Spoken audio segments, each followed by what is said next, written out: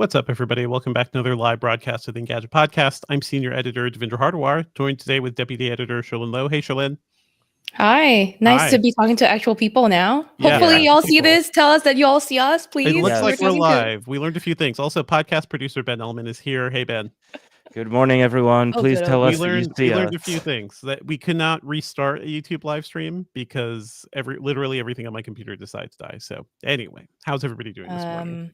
Hey, it's good to see that y'all made it back into Yeah. the chat, which is excellent. I thought we lost everybody. I was like, oh no, we're gonna talk to ghosts this time. Yeah. Hello to CF542, DPro9, Cut, Jay, CJ by Steps, Eduardo Avalon from Italy.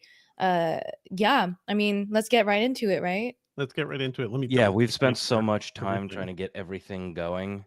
So, chat, if you have been around before, you know what's going to happen. If you're new, I'm going to tell you what's going to happen. We're going to count down from 3. At the end of 3, I'm going to snap my fingers. Everybody on the stream is going to clap. This is just like a little sync, so we know where the files start. And you can put like snap, clap, hands emojis or something in the chat too. That's always fun to see. And Then we're going to get... No, go ahead. Okay. And then we're going to like really get to the episode because this has been so delayed. I was going to say that the reason we do that stuff is because this is like the behind the scenes recording of the actual audio version of the Engadget podcast, which goes out on all the podcast platforms later today or early tomorrow. So go check that one out too. But this is the special exclusive content behind the scenes, the delays. Yes. Let's go. Okay. So counting down from 3, 2, 1. And some silence. Chat, hit that like button while we're doing a little bit of quiet.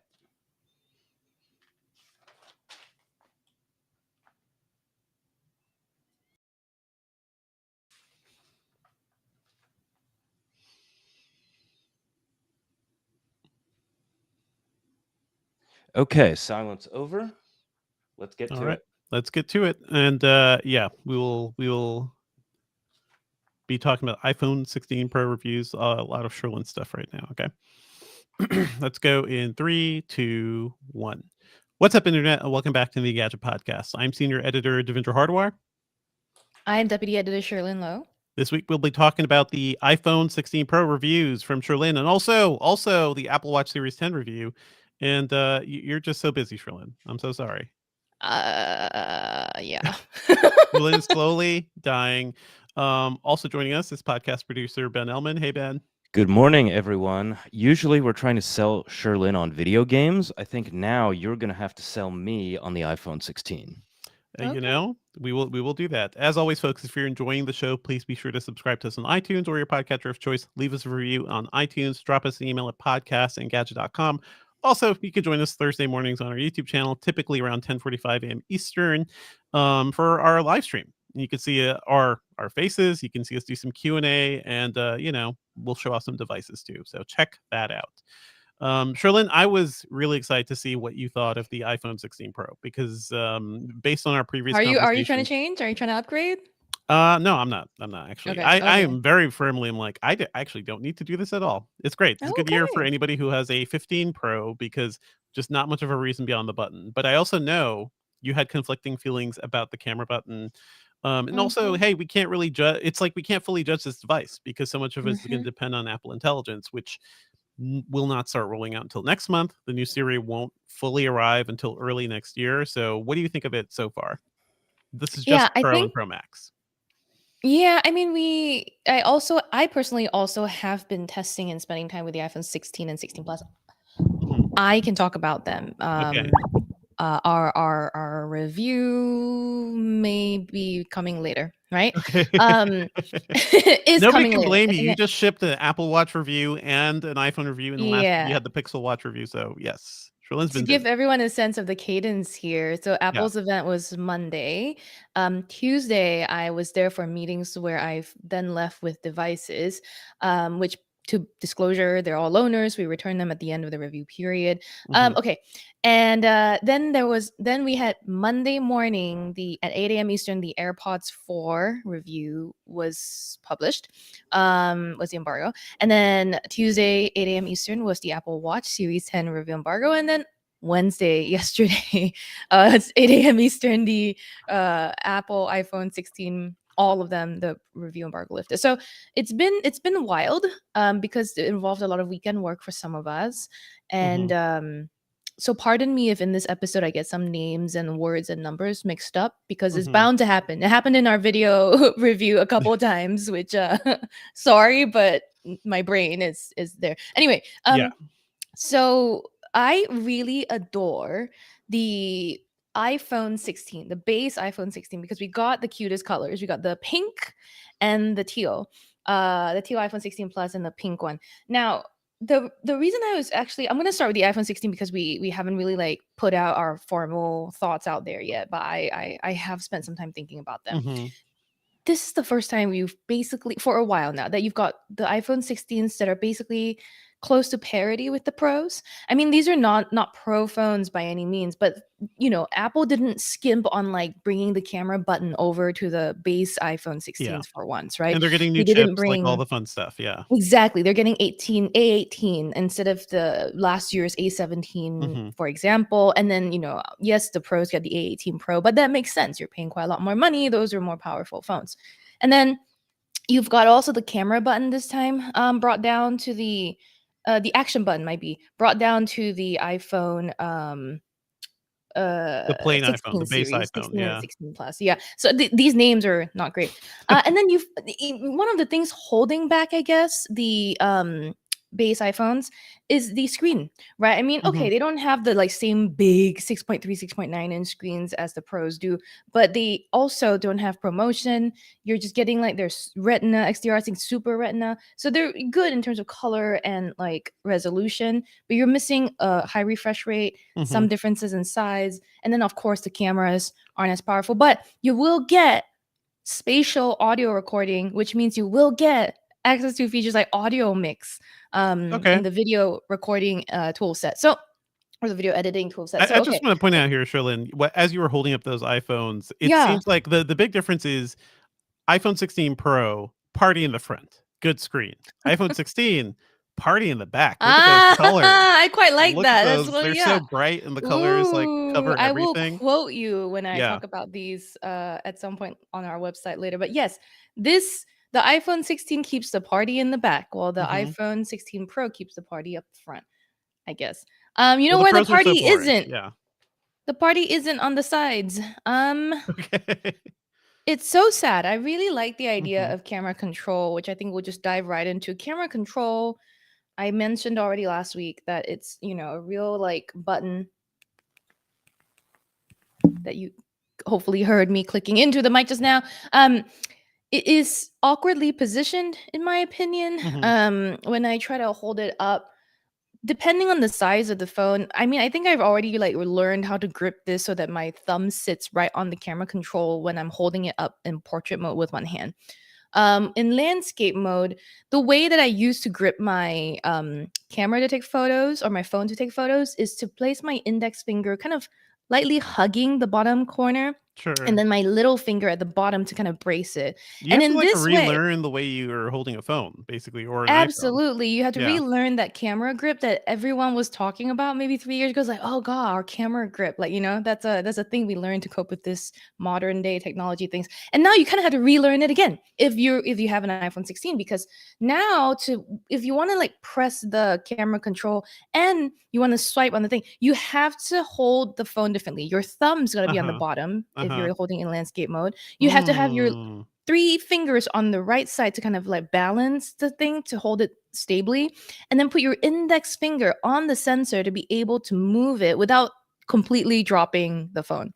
It is, in my opinion, a little clunky. However, I do love that Apple's finally brought hardware-based shortcut access to the camera app. Let me fix my microphone. Sherlyn's poor microphone. Yeah. It's okay.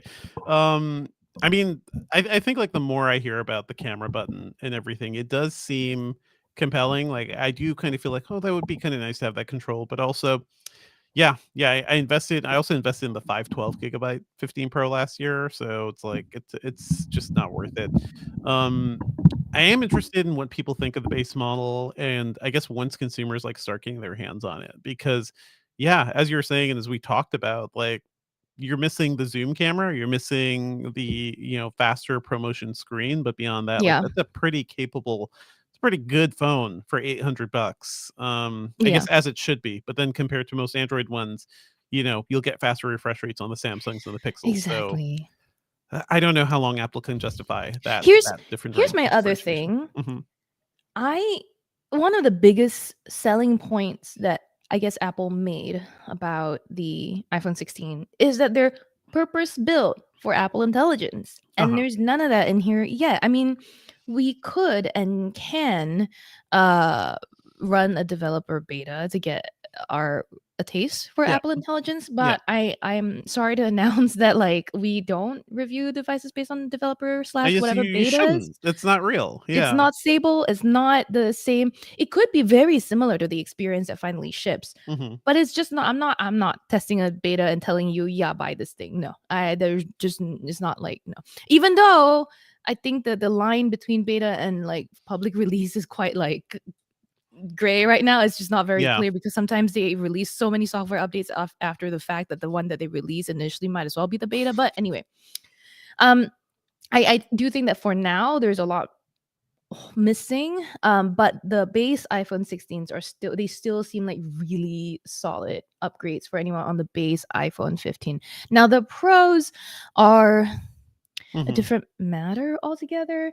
Okay, so I almost immediately switched over to the base iPhone 16 Pro as my main, You and mean the prior to that, smaller Pro, the right? smaller one. Okay. By base I mean the smaller one, not the max. And before that, I had been maining the Mhm. magnesium, the natural titanium, not magnesium, the titanium 15 Pro Max. Mhm. And like my hand is a lot happier for having switched over to the smaller one. Even though I got like the white iPhone 16 Pro and I have the desert iPhone 16 Pro Max. So Mhm. honestly, the nicer color is in the bigger phone for me. Hmm. Um, I like the white. but It's not bad. Yeah.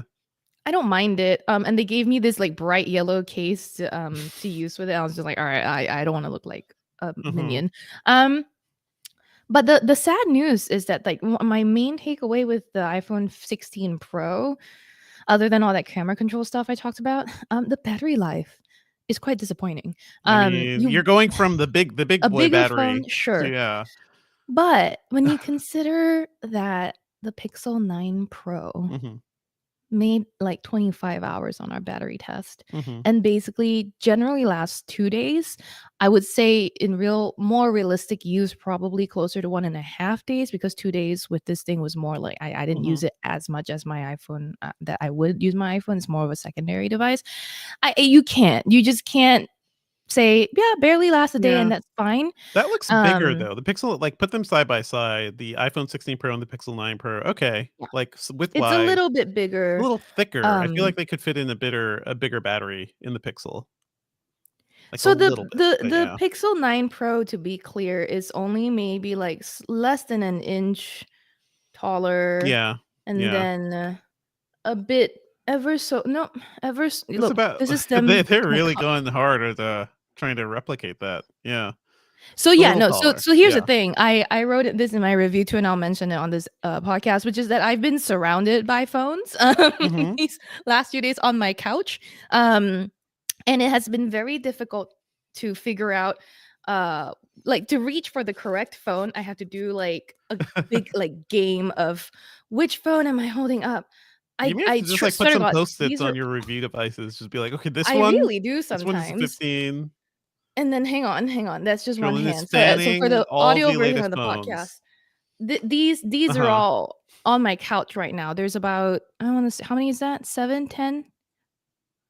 Let I me don't see. know. 4 plus There's a That is a 4. Pixel Fold lot here. of That's a lot of phones. phones. This Yeah. is the version of like fanning a big stack of bills. Like you're Yeah. fanning a stack of phones right now. I So mean, and it anyway, is kind of a big stack of bills It if it is. was it monetary is. value. I will say, instead of going to the gym, I've been just lifting these phones. No, Mhm. the by feel, I cannot tell which one is which. They all feel roughly the same to me, especially when I touch the Pixel 9 Pro and the iPhone 16 Pro. They all by touch. In fact, sometimes when I'm using the 16 Pro, I start to try to use Android gestures because I'm like, oh, I'm using the Pixel 9 Pro, aren't I? So I swipe in from the side to go back, and it's ridiculous. But yeah, they're very similar in terms of build, and it's not a bad thing for anyone. But I do think that maybe now is the time to start pushing companies to do a bit more with design or their camera bumps.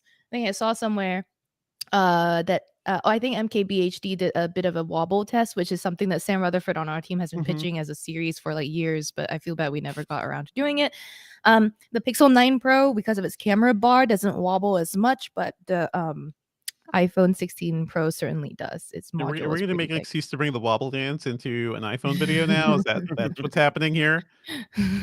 I guess. Yeah. Yeah. So anyway, iPhone 16 Pro held back a little bit by its battery life. I will also point out that I've had some issues with some what seems like buggy software. I wonder if that has to do with in the setup process when I ported my phone from the 15 Pro Max over to the 16 Pro, that like I don't know, something is not complete in the setup just yet.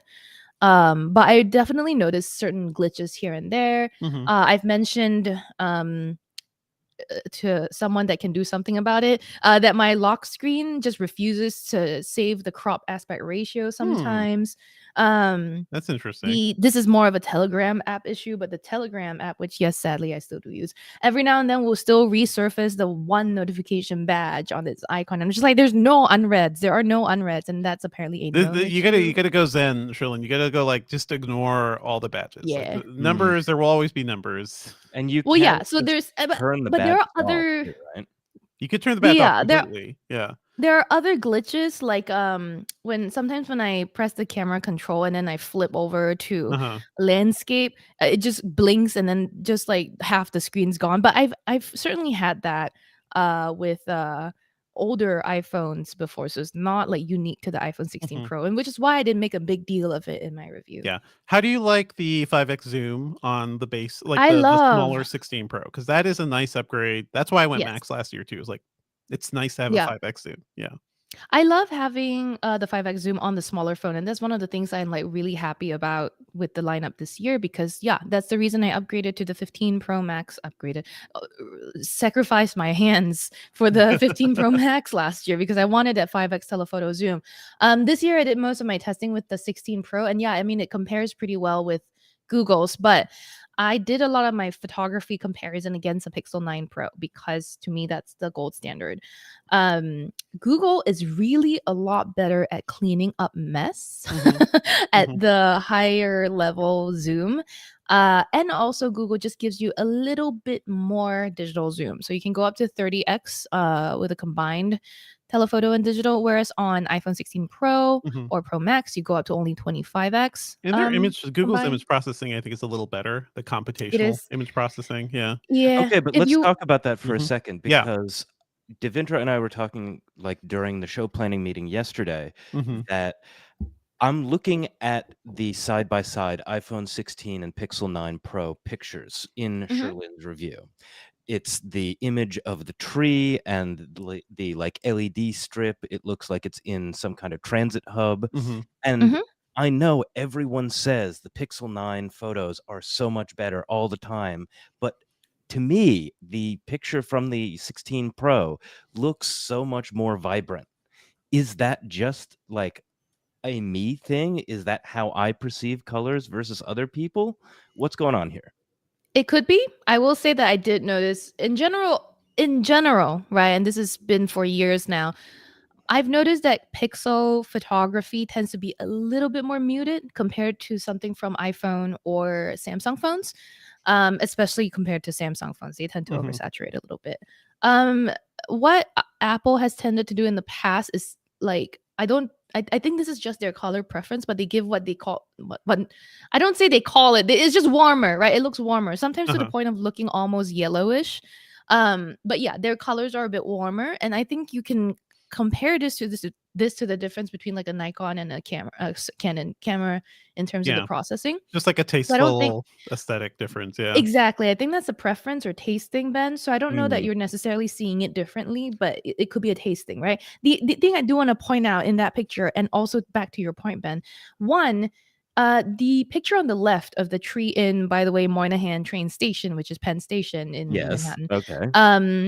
is the one on the left, iPhone 16 Pro's picture, is a little bit blurry, right? And I think that's because I have been so focused on testing camera control that every single photo I took with it was with the button push. Mhm. Whereas like on the Pixel Pro, sometimes I would use the volume key trigger, sometimes I would use the on-screen button. Like that's the way I normally use it in daily life anyway. You'd think So I that think they that would some of that compensate for that, right? Though. Mhm. you would think, but I don't think they did. So I think that the button push definitely introduced shake.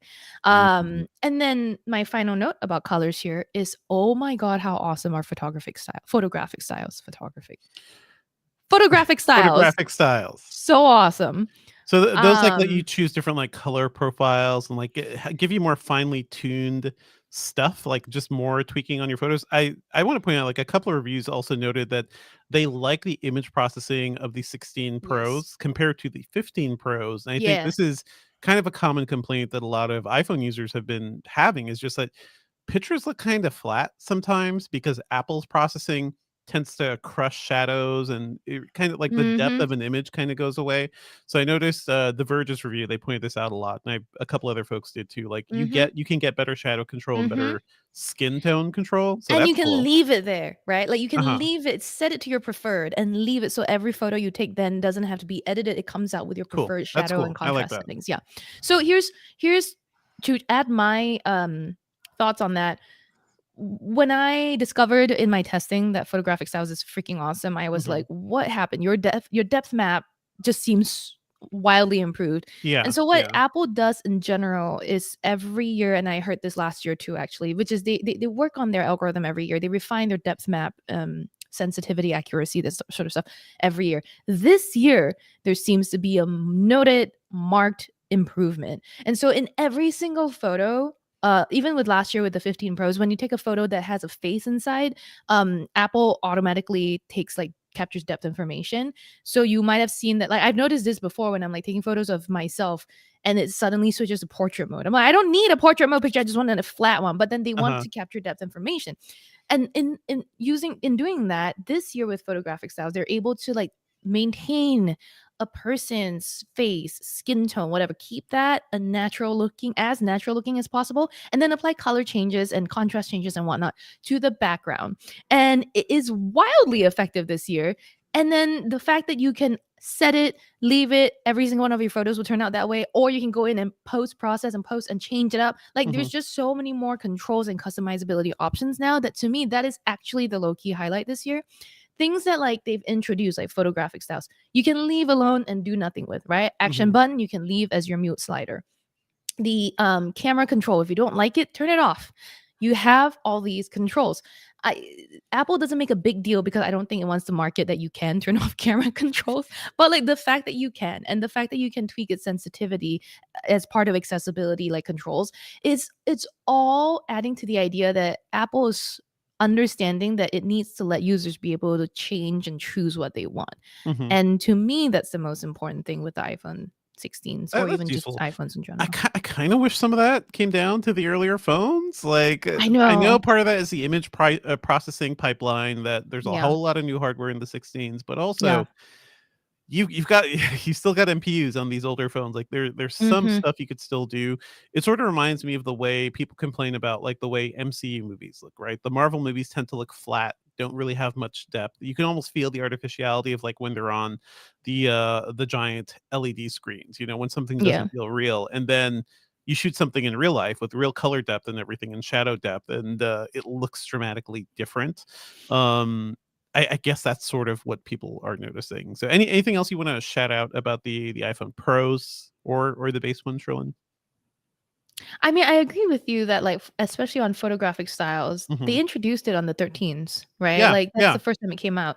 And so it's not But then the idea back then, I don't think was as fully fleshed out. So I don't Mhm. think that back then they were capturing as much information. And I also had to wonder about storage size, right? Which brings me to the 4K 120 support on these pros. With Yeah. shooting 4K 120 content, you can slow things down a lot more for like way more dramatically slowed down and cinematic looking content. Um, as well as like HDR support in those situations. Of course, if you keep recording in those sort of high quality situations, you're going to run out of storage soon. Mhm. And then speaking of video recording, I was so excited for audio mix. I really was very excited for like the ability to use that spatial audio file that's recorded in all your videos now and then kind of like drown out environmental noise or like isolate and Mhm. highlight the voices of people speaking in the scene and frame. In my admittedly limited testing so far, like the switch between standard and studio is the best. So you really just kind of get rid of a lot of ambient noise and make your, subjects sound like they're talking in a podcast, like That's we are cool. now, That's cool. like my microphone is now.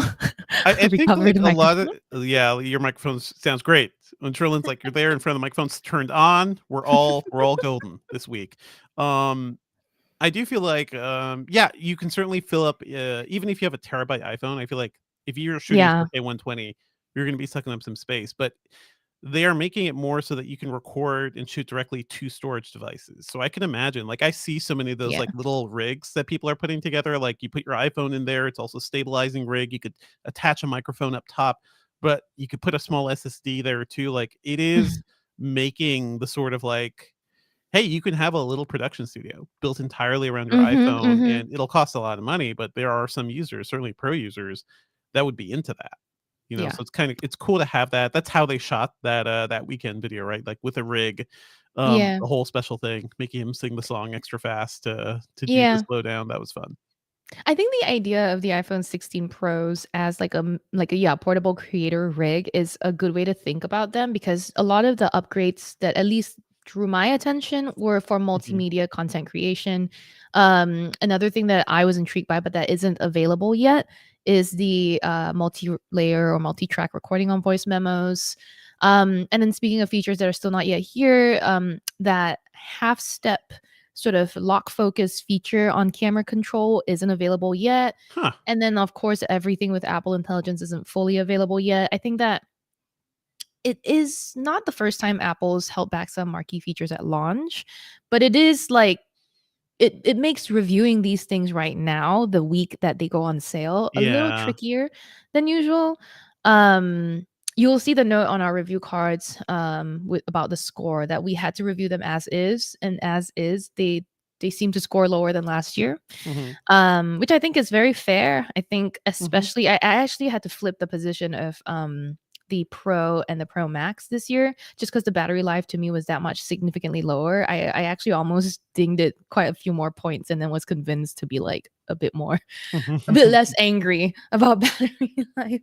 I mean, it's a Um, fair comparison, but I do want to know, like people like me who used to hate the Pro Max phones, like the yeah, titanium change last year it really, was a yeah, huge difference. Like 10 to 15% weight yeah, change is noticeable, yeah, and if you care that much about battery life, it is still probably worth going for the big phone. I also find myself absolutely. like I don't know about you, Sherlyn, but I also like I'm watching stuff like often in picture in picture mode at Mm, night while I'm cleaning up the mm, kitchen and stuff like or while I'm just like browsing Twitter at night. So like the ability to multifunction more on a bigger screen mhm, phone, I see it. I see the point of that. You can't do that mhm. as much on the smaller 16 Pro. Yeah, I like being able to reach across the screen and Yeah. hit something all the way on the other side anyway. So like as a person cursed with smaller hands, I think the smaller one is the ideal size for me. However, I might I have this odd luxury of being able to carry two phones, right? So maybe I'll just carry both the Pixel 9 Pro and the iPhone 16 Pro. Now, a lot of people have asked me this actually. Am I tempted to go back to Pixel? I am. I am Mhm. very tempted by the Pixel 9 Pro. We did score it as of right now a little higher than the iPhone 16 Pro. And trust me, that factored into my scoring decision. I think the competition from Google is stiffer than ever, is extremely stiff this year. I am in love with Pixel UI. I've been for a very long time, especially on the call screening, especially on some of the call assist features. For some reason, Google really understands how to do that stuff. Mhm. I think, like I wrote in my review, it's not that Apple is not considering these things, is that Apple is extremely cautious. Apple is more sensitive to being caught with egg on its face, perhaps, whereas Google is probably like, we can just say sorry. And Apple is Nobody's more, buying let's these not. phones anyway. Nobody will notice. That's what Google's No. thinking. Nobody's buying these Pixel phones. I don't so. know. I think Google is a bit more a bit less risk averse, and I get that vibe from the like Silicon Valley area in general. It does come down to like there were reports people are pointing to like the flight tracker site is now tracking like the planes filled with iPhones coming to to customers. Those planes have billions of dollars worth Yeah. a single plane has Yeah. billions of dollars of phones worth on them, and it's Yeah. like that is the function. That's why Apple has to be safe. Whereas for Google, how much of a percentage of Google's revenue are Pixel phones? I get that. I get that, like, it's not a Fraction of a huge part of fraction. their revenue. Yeah, Yeah. it's definitely not as significant. I will say to Apple's credit though that like I said in my review, it's Mhm. more careful and its approach tends to be more well-rounded. So when it comes to things like call screening or call related, anything Mhm. that's a little bit to do with personal, private context things, Apple is slow, and I think reasonably so. I think it's okay to like take your time before you sick your AI on restaurants calling them about like, opening Yes. hours, that sort of That thing. was Like my Apple is not complaint. going to do that ever. Um, I think it's wild that Google's able to, and I think there is helpful executions there too, but I don't know that every single person would be as happy to embrace that. So it's Mhm. fine that they have two very different approaches. I just think that Apple and that's why maybe I had to have Yeah. two phones, right? Like One company I is want afraid of actively harming society with new features that have robots call in, restaurants, and the others just take it slow. but I will say that my desire to carry both of them nowadays has less to do with camera. Mhm. Um because it used to be I carried a Pixel phone around because it was just so much better for my Sure. photos, and now it's actually battery life and a little Mhm. bit on like Pixel Call UI. Oh, and So, yeah.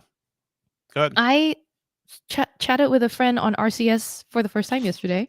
Okay. Uh, and that was cool. Shout out to my friend who knows who they are, who was on Android, and we were texting, and it said text message RCS. You know how like if you send Mhm. green bubble messages, it says text message SMS, and now it says text message RCS, and now it's freaking out. And then we could It should just tap be back like a messages. rainbow. It should be a rainbow bubble, like RCS, the thing Oh, cute. unifying all the different platforms at this I point. think that would be a bit too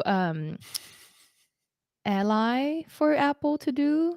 Allyship, Yeah, I RCS, allying different it would be platforms. nice if they Yeah. did, but no, I don't think they would. It would the implication is kinda weird. Like, Also hate deny the green that bubbles, because but of also that we deny can't use rainbows anymore in certain things. That's dumb. That's silly. You can But still okay. use rainbows, I don't think it matters. It just has, like I'm glad you're able to do an RCS chat because we have talked about that Oh, yeah. for years. There was also the Yes. news that the Yep. RCS group is now considering a way to make encryption So, happening. So that's can cool. I Yeah. yeah, can I just explain this a little bit? So, Yes. when this came out, and made the rounds this week that RCS, the GSMA was working on end-to-end encryption for RCS, the Hmm. universal profile, which is what Apple said it would adopt for iOS 18. And to be clear, there's different profiles of RCS. The base one was the one that like Apple resisted forever because it was just not very secure. It allowed businesses to text you no reason, and there's just a lot of like Hmm. issues with it. Universal profile comes closer.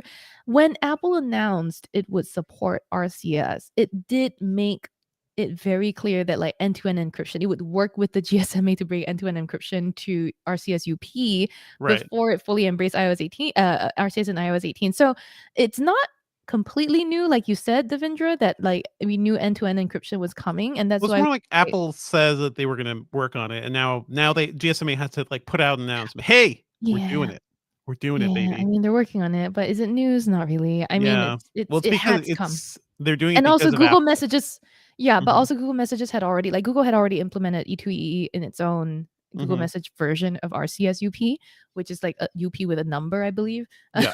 So So anyway, anyway, end to come at end. me with all your RCS nerdery because apparently this is how much I know about it. Yeah, RCS message Sherlyn if you can find her. How about that? My Anything God, else you want to no. mention about the phones? Because I do want to talk a little bit about the Apple Watch Series 10, which Yeah. that is the thing that got all the big changes this year, and we just spent half an hour talking about a freaking camera button. So come on. I mean, I feel like there's more on the phone that I'm forgetting. Just go read Okay. my review. Okay. It's like Yeah, go 5,000 read words Sherlyn's very long. long and very nice reviews. Yeah. Yeah, and the video on our YouTube Mhm. channel as well. What's up? What's about?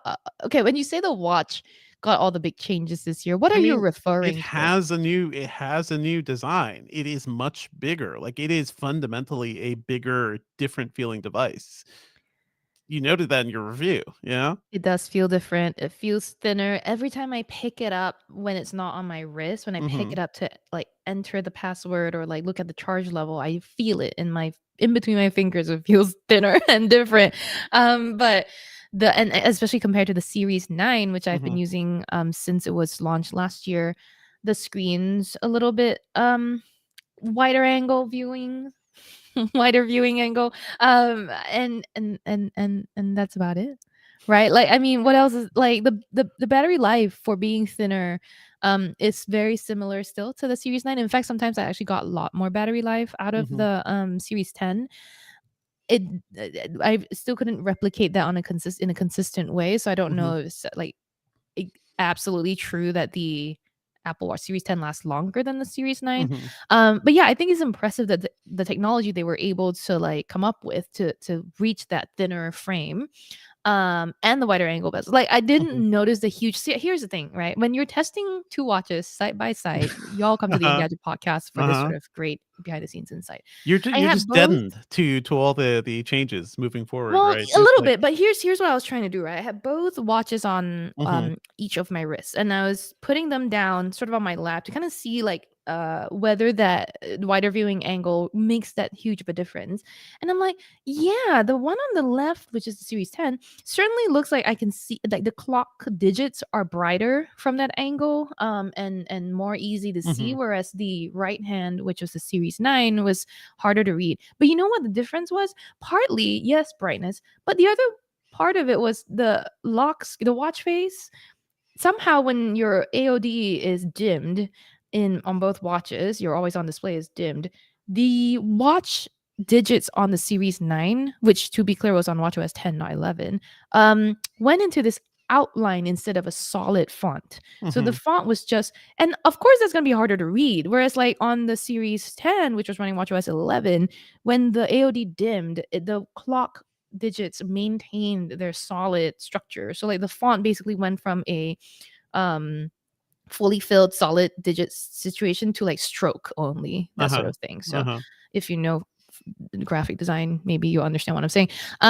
And that contributes to it, right? And then I'm not able to then confidently say that, this is certainly a brighter screen at an off angle. I have to be like, part of the visibility has to do with the fact that the font's different. So I don't know. I didn't Mhm. get into the detail there. But you are here. You're here. You are privy to my innermost Okay. thoughts Okay. on I mean, this Engadget podcast. even like Yes, the they are. minimal design changes to the Series 10 is more than the phone's got, is the thing. Like slightly Yeah, thinner, slightly I mean, a bigger. whole new Yeah. button. Look, the whole Enough with new the button, button. Yeah. plus the fact that the screens are bigger, plus the fact that therefore the iPhone 15 Pros are just a little bit bigger than their predecessors means you have to get a whole new case, by the way. So, Well, it's mainly the buttons. You have to get the whole new case Okay, because but well, yeah. no, the cases won't fit. I Mhm. asked, Mhm. and it was like, no, you need new cases even without the Of button. course. Every and year you need new cases. that difference, this is a little bit bigger, so you need to Mhm. get a whole new case, and the fact that we spent so much time talking about a button is why all the other kids make fun of us. Like all of Who's the us Pixel and who's the other people, kid? all of the Sorry, Android people All make the Android fun of the people. iPhone people. I mean, I any consider phone myself with a an new case. Android kid too. Don't us and them me. Yeah, Sherlyn still tries to be an Android kid, I am a but bother. every new phone, you're not going to be able to use your case from one phone generation to the next. Like that is just like Yeah. a because things change, button placements change, camera, modules change. So I'm not gonna knock Apple too much on that. But Meanwhile, what was Apple talking about so much during that event? We're mhm. going to be carbon neutral by this time. What is it, 2030? Not that 2030 long is from like Well, now. they are by not including the wired buds anymore. They're and including Cool. the less in Sure. the excuse me, the box. Great. Yeah. fiber packaging. hmm Yeah. Fiber. You can eat that box. Yeah. If you're having digestive issues. if you want to. So it doesn't sound like you're super hot on the Watch Series 10 Showing, It which was hard for me to be uh-huh. excited because again, a lot of the marquee features are things you have to wait a little Sure. longer to Sure. figure out. Sleep But we're not apnea. waiting for Apple Intelligence on that. We're not waiting for like things in No. several months. Like We this is the were watch. Yeah. we were during the review process waiting on the sleep apnea thing to hmm be FDA greenlit, but hmm it did during the review process, and so it was like the day or two before that was like, oh yeah, you can set up sleep apnea now. And to be clear, like we had more than a few days with sleep apnea, but it was like 2 days before the watch or the day before the watch review was supposed to go up that sleep apnea came out with watchOS 11. Did you do your sleep apnea test? No, You because what? not only I did set it up. I set it up for Uh-huh. the alerts, right? And then and I did that on the Monday that iOS 18 was pushed out because even though the FDA green light announcement was on Friday, hmm the iOS 18 watchOS 11 blah blah blah update all came out to the public on Monday with the green sleep apnea thing.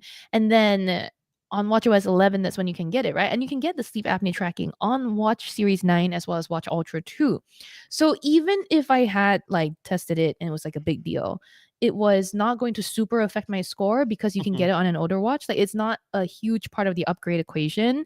But also I had like one night to put this thing on and you need to like sleep We're with it gonna for need an like update. 30 We're gonna need an update nights. on how much you snore and what your sleep breathing is like. Yeah. That's what So has to happen. Yeah. so basically, I think this sort of device and this sort of feature is something we want to spend more time with anyway. So yeah, just hmm come back to Engadget.com to see if I'm still alive and testing sleep apnea and breathing at night. It is hard to review something that is also meant to track data for several days, like to do that with under a Exactly. week, you know? So Exactly. you did what you could, and also given the restrictions Apple placed on us by not having everything fully approved. So anyway, it sounds cool. Go check out Sherlin's review. Do you have a video of the Apple Watch as well? We do not, Okay. because that would have required shooting on Sunday when I was editing the AirPods review. So no. I mean, it never ends. It never ends. And we're still waiting on Yeah. the iPhone review. So, that's They're another thing. coming. You can Yeah. consider this my iPhone review, whatever the early part of this episode was. That was mine. There is a proper written version coming. So We stay know tuned. nobody reads anymore, Sherlin. Like Yeah, this who is the cares? future of all of our content. Anyway, folks, thank you so much, Sherlin. If you got any thoughts or questions about the new iPhones or the new Apple Watch, drop us an email at podcast@engadget.com. Do we want to do some Q&A Yeah, while we a can? little And bit Yeah. of Q&A because we're we already will move through behind. news. I'll knock out some news things. I also say ahead of time, like, I'm sorry we have to be so quick with news because I don't like doing that so often. I understand. Yeah. There Yeah. is also quite a lot of news this week. Yeah. Yeah. We don't need to talk about Mr. Beast until Okay. that becomes a thing. Yeah. A bunch of questions I'll do while you do Mhm. that, looking at the other news things. So people were asking what hi to Paradise. People were asking what my earbuds here are. It's the Galaxy Buds, at least 5 years old at this point. I think Mem Wayne DIA says, do you guys know if there's any news about Apple Intelligence coming to France? I saw this question in the comments of Mhm. my review video too. I know that they're adding support for Apple Intelligence, like localized English. So like UK English is going to be supported. Singapore English is coming soon too in the next few months. So there is at least support for that sort of like regional difference in language, but whether that indicates actual international expansion is still unclear. I don't know that there's a date set in stone yet, but I will say that given they're supporting all these languages, that like, it's coming. We just don't have a date. Yeah, CJ by Step said this year's colors for the non-pro are more vivid. Last year was more pastel and a subtle color. Yep, exactly. Daniel Schwartz liked your party in the back comment. Party in the back is always more fun. Buddy 305 Love says they should have put the camera button where they removed the much wanted SIM card removal port. Yeah, sorry, it's all eSIM only now, unless depending on your region. Buddy Um, 305 Love also wanted to know what buds you were wearing, Sherlyn. yeah, I said Galaxy Buds. Yes. I saw a few, not just Buddy 305 Love. I think someone else also asked. Mhm. Excuse me. CF542 rightly points out that you're glad that Google made a smaller Pro model too. Honestly, if Google didn't make their smaller Pro model this year, they would have lost a huge opportunity because look how they're winning right now. So good for you, Google.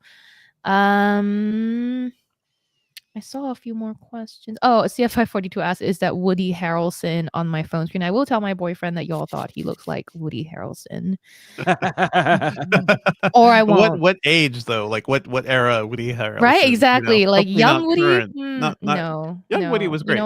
Love him. Knowing him, he's probably more like old Woody Harrelson. My profile picture for him on my phone is the guy from Breaking Bad, the older guy, not the Walter White guy. Oh, you mean Mike the cleaner? Mike Ehrmantraut? Yeah. Sure. I can't remember any more of the names. Sorry. I googled that person one time, made that the profile picture, and was done.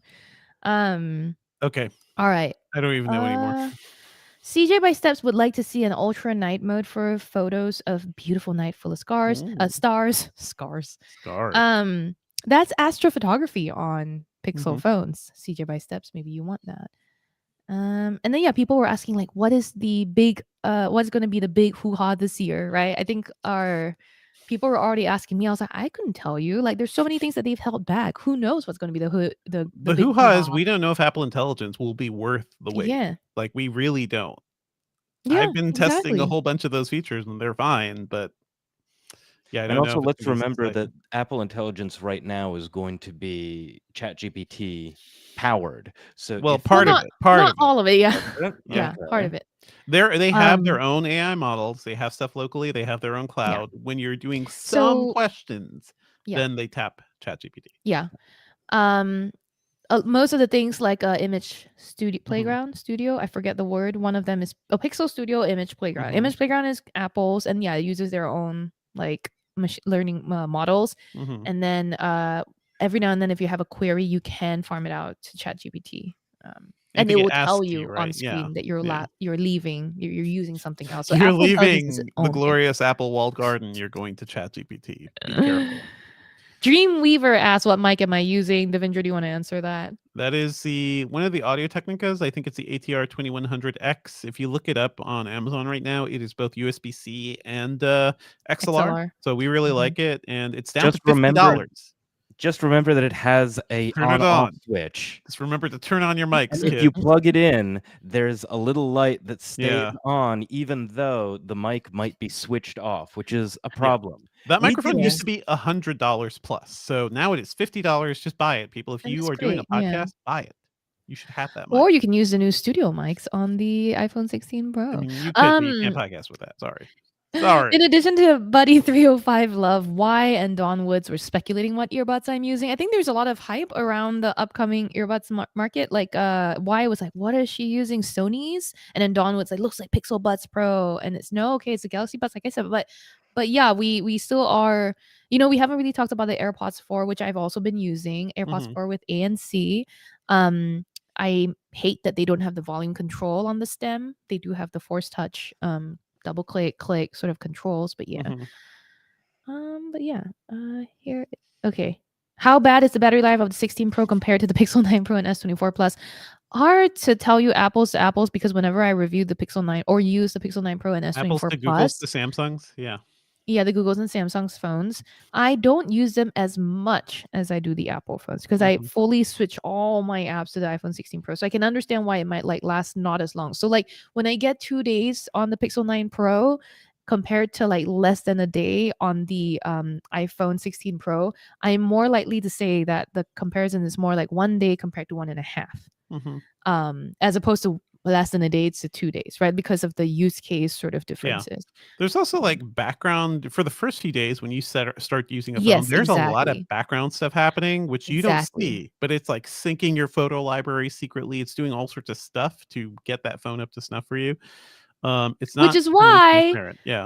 all the phone companies that are listening to this podcast or this stream, y'all need to like give us more than a few days with your thing, because the impact that that setup process has on the first few days with the phone, like I only understand my phone better after a week. That's That's fair. when all the Yeah. kinks because Face ID right now still doesn't recognize. I had to reset up Face ID, right? And it's like, nah, you don't look like yourself again. Whereas my older phone had, right? Yeah. Eventually, I feel like Face ID is actually learning over time as to what I actually look like, and so in more situations, is better able to recognize me. And like the new phone doesn't, and it's annoying, and it adds to a level of frustration during the review period. So anyway, We still need a fingerprint sensor on the iPhone. I feel like that would True. be nice. That would still be put that nice. on the camera control, right? Okay. So one last Ooh. thing Uh-huh. from the moon. The moon says it's weird that every year it's the camera on this new iPhone is insane, and then inevitably next year the new iPhone fixes last year's issue people were complaining about. Not always. Not always with the camera. It's like it hasn't been a consistent thing. The main thing, and especially with the 15, there were a lot of complaints that the 15 Pro Max's like photo system, basically, or the 15 Pro's photo system just killed your depth. Basically, like a lot of people were complaining, like my photos look a little gray or look a little like weirdly flat, and my skin tone isn't right. That wasn't a problem with the 14 or 13 Pros. I will Or it's say, not. in my opinion, I don't think anyone's mentioned this yet. I think that also Apple's implementation of the always on display is a little different from Mhm. all the Android devices, and so it impacts battery life too. So when Ooh. I say the Pixel 9 Pro has like longer battery depending on my use, it's also partly the always on display. For example, the Pixel's always on display is like that, right? Oops. Mhm. That's not the always on, sorry. It's more like that. Mhm. It's just a clock widget and notifications. Whereas the like iPhone one is like a full ass when it dims, a full ass background thingy, and like a live Mhm. API notifications when they show up. So like You're getting it's doing a stuff. lot more. It's doing the most. I found that to be more So useful, but yeah. yeah, I Sure. agree. But like that's part of That's the the battery cost. equation. Yeah. I think at this point, everybody is probably some point during the middle of the day, you're recharging your phone. It's either Unless at your you're out desk. and about all day like me. There are battery packs. Like we have the technology. Wow. You have the Was that technology really to your solution? magnetically. Oh my Yes. god. Oh my god. I Carry a also whole have to other remind thing. Trillin for this at events too. We have this technology to magnetically attach chargers to phones, Uh, and they charge your phone. It's amazing. wow. Thanks Everybody for should telling have it. me, the iPhone Everybody should reviewer, have it. this. Yes. I don't know, because for some reason I Trillin ends just up at plug it events into a without power source. chargers. I don't like the bulk. So I Yeah. have the. I will say that Apple did include like their faster. I think it was a 35-watt charger, or not 45. I think their faster 35-watt brick and a cable Mhm. to help with some of the improved MagSafe T2 sort of Oh charging yeah. accessory testing. But like that thing definitely helps with charging. So That's gonna be a big thing. Like the proliferation of just like, hey, Anker is making a lot of MagSafe battery packs that are cheap, like not super expensive, and you can just like basically have a good extended day with those I things. carry a purse about this big I mean, sometimes when I go that's out. a you Sorry. problem, Sherlyn. I don't know. How do you carry a purse with Wow. like 10 phones? I don't know. I don't bring 10 phones out. These are on my Yeah. couch. I hear that. All right. These battery packs are small too. Let's run through news. Yep. Sherlyn, I Oh know you man, have Deepak some Murthy asked a policy. really good question that Okay. I should. Okay. Yeah, And Answer it. Go Ben, ahead. Go ahead. if you Go for want to Go add for this it. back into the episode, let me know. Okay. So Okay. Deepak Murthy in the chat also asked a really good question. Is the 48 megapixel ultra wide a big upgrade from last year? I don't know that I've been pixel peeping the ultra wide pictures, but I will say this reminds me of a fact that the 48 megapixel fusion camera on the iPhone 16 Pro and Pro Max Mhm. is wild. Like I at first was like, they keep saying zero shutter lag, right? Apple has Right. used this phrase a lot, and this time it said zero shutter lag and said it was like faster. So my dumbass brain was like, oh, does this mean I can take like photos of people like moving around and then freeze motion and just like take, Mhm. right? So I was just doing that for a while, and I was like, none of them seem very like what I thought they were going to be. So I got our video producer for this review video, Brian O. I was like, can you like throw Shout out to something at me and Brian. I'll catch it? Mhm. Yeah. I was like, can you throw something at me? I'll, catch it in midair. And then all the photos that I was trying to take with the zero shutter lag environment, it was a cushion, something soft. I don't think that's what zero shutter lag is supposed to be. So hang Okay. on. So then I was Yeah. like, okay, let's do that. And then I was like, why is it not working? So then I told Brian to do me throwing things around. So he took photos of me, and we were both like, all our pictures came out of us holding on to the thing. and not of us throwing the things. When I Hmm. finally figured out what was happening, I was like, oh, that's how fast the Fusion camera is now. It's actually taking the photo when you press the camera on Right. shutter button or trigger now, not, a slight fraction of a second lag before the movement happens. So you actually don't have to like, the reason we were so like catching not the movement we wanted and so confused is because as people who have a lot of experience with cameras, Brian and I have trained ourselves to become like sensitive with the camera trigger timing, right? If Mhm. I know if something I want to capture is going to happen in the split second after I press the button, that's when that's how I time myself to press the button. And that's why our pictures were coming out a little too early. We were hitting the button, but instead we should have just waited till the thing was in midair to then press the button because I that's thought how that's what you were fast the actually camera is now. testing. I Two didn't know. Finally figured it out. Felt really smart for a moment there. I think Anyway. to Depop Murthy's question, the big upgrade is that before it was a 12 megapixel ultra wide, and now it's a Mhm, 48 mhm. megapixel ultra wide. So And that yeah, enables even more of that 2x zoom croppy situation that they talk about, it's as also well. the thing where like if you lean too much into a subject, like last year, it would just like shift to Mm, like almost macro mode, right, but right, you right. lose so much detail. Like if you want a Yeah, high resolution yeah, photo, like then you have to yeah, like fight that automatic process. That was annoying last year. So yeah, yeah, less of a problem this year. All right, let's yeah. go into other news real quick. One thing that is just kind of wild, and then some gadgety stuff. Okay. Okay. All right. Let's move on to some other news. And sorry, folks, that we're running through these stories kind of quickly. We're just so gadget heavy. We've got so many reviews to talk about. It's that But time of year. one thing I want to bring up is just a wild occurrence that happened on Tuesday and Wednesday. I started seeing news reports Tuesday morning that pagers were exploding throughout Lebanon, and that seemed weird. Like we saw the early reports, were like, "Huh, that's strange. Pagers are exploding." Then more reports, thousands of pagers are exploding. Then more and more reports. Basically, I think by maybe not by the end of Tuesday, but there were several waves of pager attacks, or at least one that first major wave of pager attacks. Um, what we ended up learning is that likely it was Israel targeting members of the Hezbollah militant group in Lebanon by their pagers. And I'm not going to get too deep into the politics of this all, but just that idea. I don't know what you thought of this, Sherlyn, but I was thinking like, oh my god, we've reached like enemy of the state level weird attack vectors that would sound like science fiction just a couple years ago. So that is where we're at. This is like a live ongoing story. On Wednesday, another wave of attacks happened on walkie talkies because I guess the plan was not to just hit pagers again because people stopped using their pagers. There are reports that solar panel installations throughout Lebanon were attacked as well. This is all in response to like other attacks that were happening from Hezbollah towards people living in Israel and like areas throughout that country too. So wild. I don't know. Mhm. What did you think, Sherlyn, like when you heard of this? I mean, I'll give you $10 to guess what my immediate thought was. Uh-huh. It was the same as what CF542 is saying in our chat. I was shocked that pagers were still being used. I think Listen, if you are currently a member of a militant group and you know right, your opponent is like highly technically capable, you're right, like, I can't have a smartphone. I right. can't So have things here's that they can hack. right. So when you were recapping that, Mhm, I my brain made the connect. Well, I mean, I kind of knew this, which is like you said, yeah, a lot of people use lower technology devices to avoid surveillance or detection. Things mhm. like burner phones tend to be a little more simple, pagers, and you mentioned walkie-talkies and solar panels. It was interesting to me how it is these what appear to be like less sophisticated, more analog devices that were being targeted And things or not being connected maybe to more the internet. susceptible. Right, Like exactly. key, You would no internet right, it's connection. even Yeah. harder. So it's like you would think that internet is the more hackable sort of technology because it's more Mhm. communication availability. But like no, it's these things that are just chilling along on I guess radio waves for a lot of them, especially walkie-talkies and what pagers.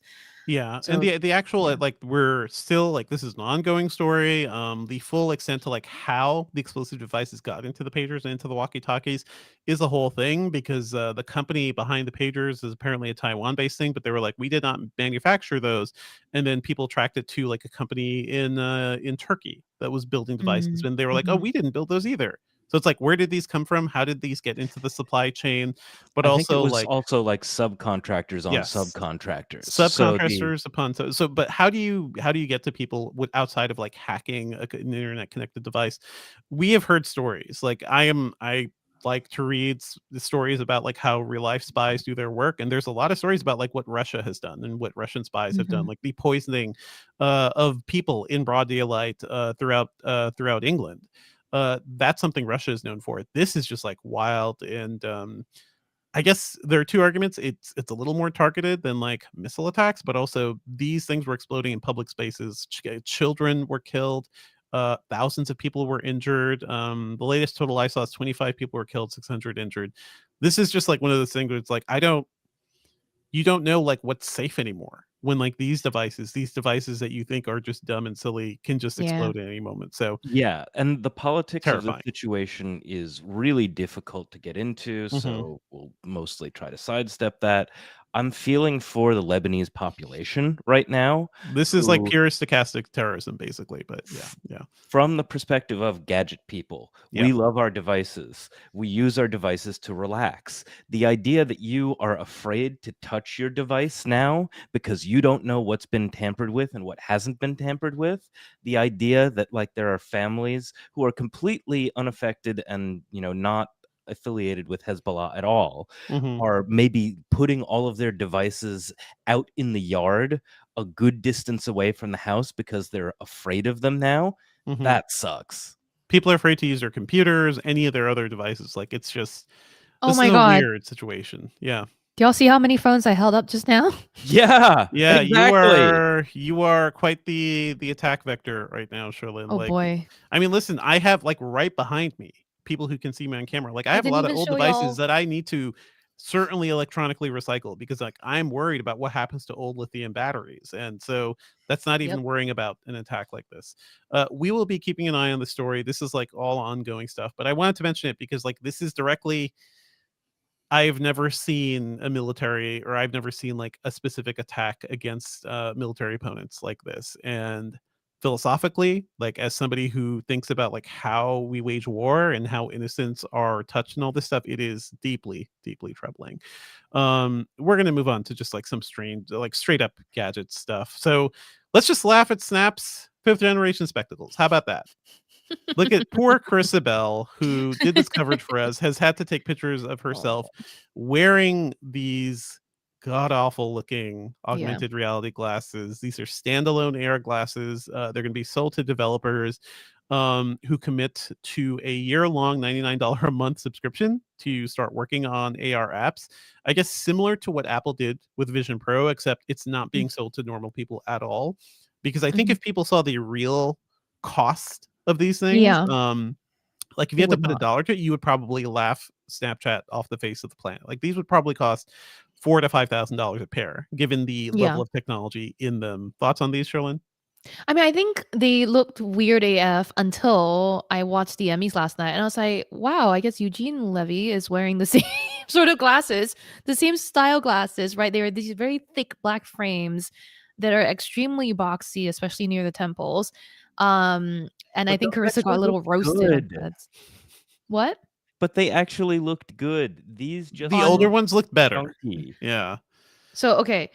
To be clear though, the ones now are AR glasses. They have a display in them. I believe the Yes. older Snap spectacles are just camera toting glasses. No, the ones so And the And I'm last also picture. talking about Eugene Levy's glasses. These Eugene Oh were yeah. Levy's ones were great. They're the fashion. Prada Yeah. Yeah, Ordeal they were ones. fashion glasses. I was thinking, okay, these look very chunky. Hmm. Fashion glasses tend to look chunky. I literally just looked up glasses designed by like Terry Mugler or House of Mugler, Sure, like sure. very high fashion sort of stuff. Mugler is known specifically for kind of sci-fi Hmm. looking like outfits.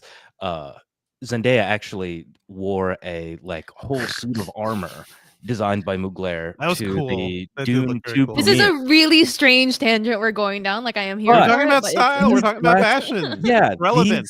the Mugler glasses actually look good. They are chunky. They take up so much of your face. Go look them up on your Hmm. own. Hmm. These just look bad. I mean, I'm specifically comparing them to the last pair Carissa tested, Trillin. So Yes. I think that was the 4th gen, and those did have AR displays. Like she did do a test of Yeah. that. So this is not just the camera ones that they were selling, but Yeah. this is My it my just seems point like a my big step point was in. just Yeah, going to be that like we're not going to review this thing. Obviously, they're not we're not selling we're not it, but gonna. I can't wait for us to Yeah, take a deeper dive into them. We will be doing that. We just won't be reviewing them we will because it's be not like reviewing it. VR. I think we are fully well within our rights to point and laugh at how silly this all looks. And next week we're gonna hear about Meta's Oh gosh, concept yeah. AR glasses. So that's Orion. And the sort of like tease photo we saw those things, which was in the background of one of Zuckerberg's photos earlier this year, those just look like chunky hipster frames, and maybe those aren't like fully the things, but at least those look more like glasses than whatever the hell is happening here. Like I couldn't help but laugh. But Chris has done some great coverage for us, so go check out Mhm. her story on this stuff. Briefly, I also want to point out I wrote about the Vive Focus Yes. Vision. HTC Vive is still making VR headsets, and this is their latest standalone headset. It's $9.99. It's interesting because they have better cameras for mixed reality, and also they have like a cool an accessory, a DisplayPort accessory that you can buy. It's like $150. That gives you a direct connection to your computer for connected wired VR. And that is different compared to like what Oculus Link did or the Mhm. MetaLink does. Um, on Meta's headsets, when you plug into a PC, you're basically seeing a video feed of what a VR window is seeing on your computer. By going directly to the graphics card, you're not getting any of that distortion or anything. So this functions more like a traditional VR headset. It looks cool, feels cool. Hope to like do a fuller review of this thing, but I also don't. No one's going to buy this. This is $9.99. Right. HTC Vive is selling these headsets to businesses, and they're doing a good job of that. But Mm. they're not competing with MetaQuest at $400 and $500. These things are just so much more expensive. We Mhm. also saw the news that Lionsgate, the movie studio, has signed a deal with Runway, the Ugh. AI startup, so that let me see here, it will allow Runway access to Lionsgate content, their library, in exchange for a fresh custom AI model that the studio can use in production and editing. That can mean all sorts of things, but I know among Hollywood, among artists, actors, and directors, like this is the AI encroachment in movie making is something that people are afraid of. Maybe there's a way that they could use it that is like a non-harmful way, like a simpler way. Like, hey, listen, I have used AI to like plug in one word into a podcast episode where it's like I can't match the voice to retake it, but if I type the word here, and I train this thing on my voice, and it's a local model that I fully control, it can replicate a word for me. That makes my life a little easier. Maybe they can Um, do that, but it's tough for artists. Tough to manage that. Yeah. yeah.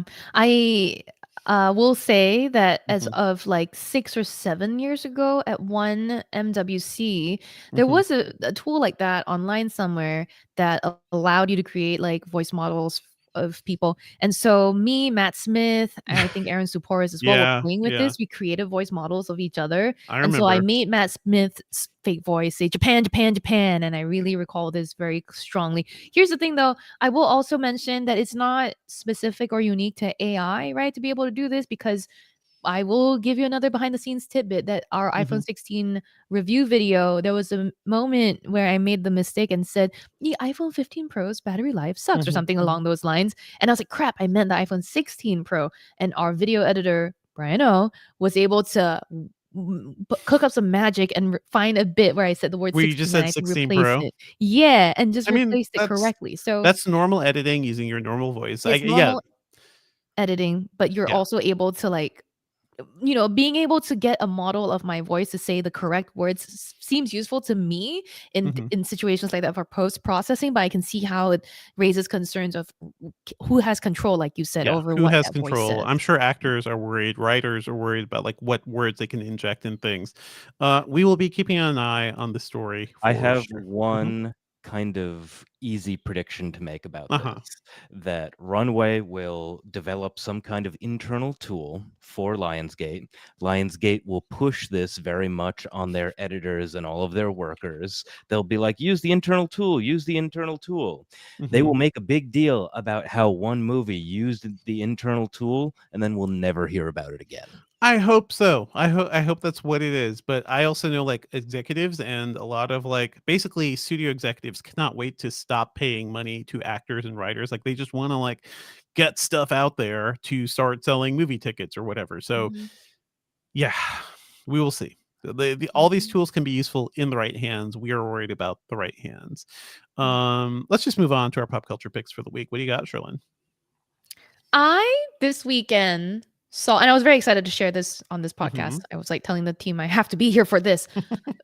Have you heard of the film Speak No Evil? Yes. Oh, you saw the Okay. new one. I saw the new one, the one with James McAvoy, who I is Yeah, just yeah. so menacing in it. The review said that he's perfected the art of being menacing, and they are so right. He is horrifying and such a scary, and like the way, okay, so this film is about this family Hmm. meeting or running into another family consisting of James McAvoy, his wife, and their child in Italy somewhere. And then Hmm. that they hit it off. The James McAvoy invites them over to stay at their countryside place for a weekend, and against some of their better instincts, they do it, and then it turns out this is the like strangest family ever.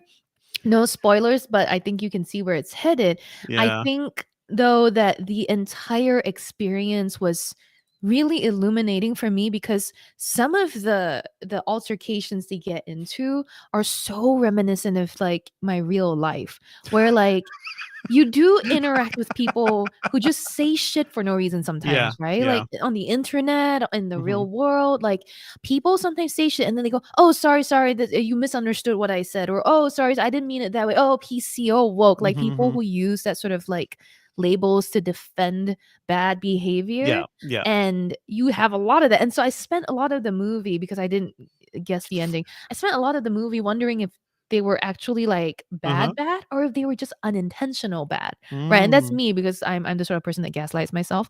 But like that's what happens. I think that the way the actors played it was really nuanced, and that's why I was led to that belief. But also the just the whole telling of the story was so like Mhm. masterful. The tension never lets up. It's great. It's really That's cool. great. I'm So I glad you really like enjoyed it. it. I would Mhm. recommend, Trillin, that you watch the original movie, which is mostly in English too, but it's more Uh, about the difference. I believe it's like the difference between like Danish culture and Finnish culture and how they can be like mhm. slightly different. But also that original movie is Uh-huh. horrifying. It is so Oh. bleak. It is one of the bleakest things I've ever seen. And what I've heard is that I the mean, American this one's version, pretty bleak too, but yeah. I've heard it doesn't go as far I as the know, original okay. does, and No, it does. I to don't be think it honest, does. Yeah. I don't like the ending of the original. Like, I think it's a deeply disturbing movie, but that was a movie about our society of politeness, right? Where somebody says something weird, Right. and you're like, "Oh, okay, well, I'm a guest, so I'm just gonna we'll roll with it." And Right, it's it the was same also thing. It's the yeah, same same story, deal. yeah. It's also about like how hard it is to make friends as adults because that original movie was just like Right. this like yuppie couple with a kid was like I how do we hang out with people? Oh, this Right, couple seems right, nice. I right. think both these movies sound like the lessons in why you do not make friends on vacation. You meet Mhm. somebody, you meet a couple, you meet people on vacation. They're Yeah. not Let it lasting be. Let it friends. go. Yeah, Yeah. they're temporary friends. Yeah. Let You it go. don't Do need to not go home visit with their them. houses. Do not do anything. I'm looking forward to seeing this movie, Sherlyn. I can't Also, wait till you see it. Tell me what you think. it is fun to see Scoot McNairy and Mackenzie Davis as the sort of Yes. like normal couple. This is a Halt and Catch Fire reunion, a show I've told all of you who have Ah. been listening to Mhm. watch forever. They both co-star in that show. That's an amazing show for techies. It's about the sort of like PC building world in Texas in the 80s. Mm, It's a lot of fun. It's like Mad Men, but also far, far geekier. mm. So check that out. Well, I'm glad you like it. Anything else you want to shout out, Sherlyn? I canceled my Hulu subscription. Really? So there you go. I thought I was being scammed when I got an email from Hulu at hulumail.com, which just sounded like the worst email in the Mhm. world.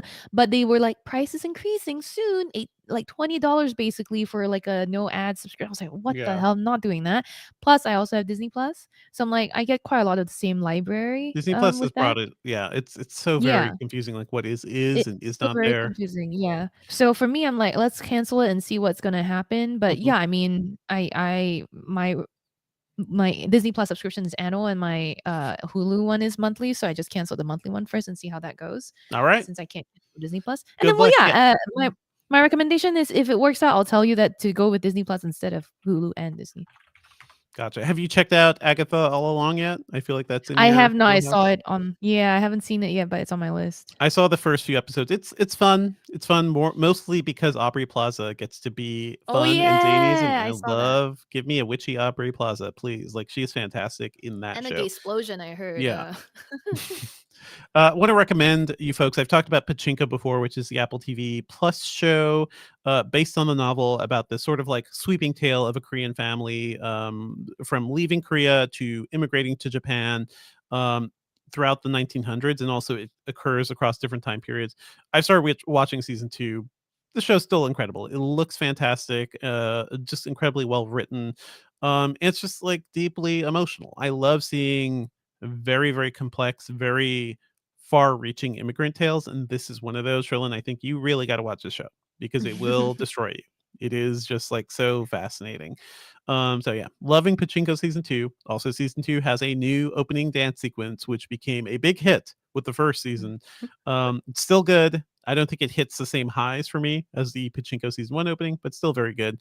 Also, quickly want to shout out Lego Star Wars Rebuild the Galaxy, which is a Lego Star Wars thing. My daughter saw a picture of this and she was like, "We got to watch this. I don't know what's happening here."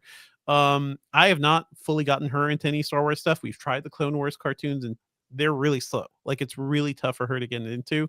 I'm not going to do the movies. The original movies just take forever to get started. Maybe when she's like 8 or 10, she can like survive those things. But she loved Lego Star Wars Rebuild the Galaxy. It's a funny, Lego variant of this thing, but also does something that I don't think Star Wars will ever be able to do, which is completely break and rebuild the entire mythology. Like in the first episode, they just completely rework. It's sort of like a what if thing. They just rework like who are the good guys, who are the bad guys, what happened here, how did key events happen. It's just completely different, and they're going to run with this timeline. A lot of good guys become bad. You may see this in the poster, but a Darth Jar Jar Binks is a thing, and he's Wow. hilarious. Like he's a Darth, he's a Sith, but he's also silly and bumbling, and my daughter thinks he's hilarious every time he falls on his face. So Aw. it has a lot of fun with Star Wars mythology, a lot of deep cuts in there, and I think it's fun if you've got kids who cannot really pay attention to like the Star Wars stuff that takes a little more to get into. I think this is like perfect for kids. So check it out. Lego Star Wars Rebuild the Galaxy. And that's it for me. Yeah. I'll do the outro and then we can do a quick Q&A before I have to run. Sure. All right. Well, that's it for the episode this week, everyone. Thank you as always for listening. Our theme music is by game composer Dale North. Our outro music is by our former managing editor, Terrence O'Brien. The podcast is produced by Ben Elman. You can find Devindra online at Devindra on Twitter, Mastodon, Blue Sky, all over the place. And I podcast about movies and TV at the Filmcast, thefilmcast.com. Oh, also, I did Twit. I did This Week in Tech this week. Yeah. So go check out the latest episode at twit.tv. If you want to tell me what your favorite photographic style is, so I can use it on more selfies of me, send them to me. I am at Sherlyn Low on X or at Sherlynstagram, CherlynNStagram on Threads. Email us your thoughts at podcast@engadget.com. Leave us a review, please, on whatever podcast platform you're listening on, and subscribe wherever you get podcasts. Thanks, folks. We're out. I think a good stinger, Ben, would be when Sherlyn was like, "I don't need a portrait. I don't need portrait mode." It just sounded really funny. I already forgot. At some point, you were like, Oh, don't give me portrait. I just My need face. a normal portrait. Right. All right. Okay. Yeah, No, I or hope that- also, when I figured out I would get bombed by all these devices near me. Right? I'm not going to joke about it, but it is No, we just shouldn't. another layer of anxiety that we have to live in our modern world. Yeah. Hello. Devindra, do you remember when you and Sam were talking about like your kind of fears about whether or not the new Transformers like animated movie was going to be good? I hear it's good. Apparently, it's very good. amazing. I hear it's very, very good, and I cannot wait to see it. Yeah. A lot of people had comments during when we were talking about the pager situation, asking if it's a war crime and that sort of stuff. I mean, it's an ongoing situation. We're gonna have to keep. There are a lot of things that are called war crimes reporting. that people have been bringing up over the last year, and it has not seemed to make a difference. Like, go look up all the reporting around, like, basically what has been happening in Palestine. The UN has called things happening within Palestine from Israel, war crimes, like earlier this year, Yeah. but it has not made a huge difference. At the same time, with the same logic of "Sir, this is a Wendy's," it's "Sir, this is a tech blog, not the hog." This is a tech blog, but we gotta sometimes the tech carries over. Yeah. Deepak Murthy had another very good question. Do I think the Passwords app can replace 1Password and other managers? And I don't know yet. I will say that the time I've spent with Passwords app, because I love the idea, I think it's a great concept because it decouples a lot of the passwords and passkey type things from the settings. And that's why I love most about it. But yeah, I don't know that it's a good, it's good at managing third-party cross-platform passwords. It's not cross-platform is the thing. Like when we Yeah. use LastPass or 1Password, you can bring that to a Windows PC. You can bring that to an Android phone and Exactly. still have like your library. So I would not give up on a So third-party not platform. yet, Yeah. but it's good for your phone. Very good for Apple your will phone. also and Mac. never bring that to other platforms. So you want to support the thing Right. with people's You want passwords and easier passkeys? logins on other devices? No, thank you. No, thank you. I think Tom Rogers said that they have a Series 6 Apple Watch and an iPhone 12 Pro Max, and you have no interest in upgrading. You may look into New Buds Pro. The New Buds Pro, like the New Buds Pro? Pixel or The Pro? AirPods Pro? They're not new. They're not new. Yeah, It's AirPods Pro existing 2nd AirPods gen Pro does have too. the hearing test and hearing aids. Those I'm very interested to see. I think the rumor is we will get a 3rd gen AirPods Pro sometime next year, but not anytime soon. Like Maybe in April. maybe spring, maybe. It's still the AirPods Pro Gen 2 still sound amazing. I bought the Comply foam tips for those things too, and they make a huge difference. So DeepRo9 is like, I'm getting the DJI Neo next month. Just putting that out there. Okay, good for you. I also want Wow. one. Like, I'm jealous now. Which one is that? DeepRo9. Oh, the little one. That's the $200 drone. Yeah, that we talked about last I week. have an Osmo drone here. I forgot the name, but I need to use it more. Sherlyn, you're the one talking about how DJI is probably next up on the I know. chopping block after TikTok, and then you're like, Yeah. "Oh, but the little flying robots are so Is nice." The little robot. You know robot what? can't Listen. Y'all know how I don't have I can't drive, right? Okay. I do know so that. do you think I can fly a drone? No. So all of this is fantasy talk for me. Like, I think I want to get aerial footage. I have never been able to successfully lift off a drone without crashing it into a wall They're somewhere. so easy now. The DJIs, it's one button. Because and back it's in the up. day, Yeah, it's so easy. You could do it. okay, good. I'll try. But back in the Imagine day, I was not able to. making Sherlyn, like putting the video FPV. glasses on Sherlyn, and Yeah. then having her see a live feed of one of those I would throw acrobatic up. drones. Yes, it would my be dream a is to fly motion one of sickness those. speed run. Fly one of those at some point. Those things look wild. People talking about Acolyte being the worst thing ever. Jared the Geek saying they're sticking with 1Password. Buddy305 loves their BlackBerry password keeper. Really? What's the IP rating on the AirPods 4? Declan is asking about that because winter I is think coming, it and was 5.4, but let me double check. he's worried about AirPods. It's 2 somewhat sweat resistant. might get Oh fried my in the god, wind. I was right. It's 5.4. Oh my god. Wow. Editing on a Sunday, truly. Also, we didn't get to highlight it too much, but go read Billy Steele's review or the AirPods 4 with AMC. So IP54, basically they're lightly sweat resistant. They Mhm. have a dust protection of 5, and 4 for splashing water from any direction. So rain is probably keep your okay. ears dry. How about that? Don't cry into your ears if you were thinking of How doing would you do that? Who knows? can't Some find- people are very flexible. If I can't find anything else, that'll be the standard. Declan's like, no cry running into in the your ears. rain. No, you should have everybody should have like a good rain like jacket. Like Yeah. What if you hoodie. like had shelters helpful. for your ears while you were running? Is It's there called a something- hoodie. It's called a hoodie. That's called a whole. It's called a rain it's called jacket. hood. Oh, Yeah, Yeah. just like that. Just Yeah, Anyway. you do that. The hoodies have these strings and you pull them and closes your ears in. It's great. Auto World said they enjoyed the iPhone review yesterday. Is the camera control button really worth it? And probably not. I don't think Depends camera on what you're control coming from, alone right? should be Yeah. right. That's not your only reason to upgrade. And I don't think Apple intended it to be, like, let's be honest. I think they intended it to be a fun feature, but it shouldn't make you upgrade on its own. If it's more like one thing they can try out before next year's redesign, which is like supposed to be Yeah. the big change where they're like, Yeah. this is a very different iPhone. We don't know what people are going to think about it, but Right. we'll see. Yeah. Right. So they couldn't do So- that and the camera button at the same time. I didn't That get would've to been too address this Mhm. in my review or in the episode, but like the how it works with third party apps is also going to be interesting. You Mhm. can remap it to launch QR code scanner or magnifier, which is more of an accessibility, I think, feature. Mhm. But you're also supposed to be able to like, use it in apps like Snap or whatever, like camera first apps, for example. I found the camera control extremely convenient in situations where I have to log in by scanning a QR code over Mhm. and over. So there are conveniences it brings, but not a huge quality of life improvement just yet.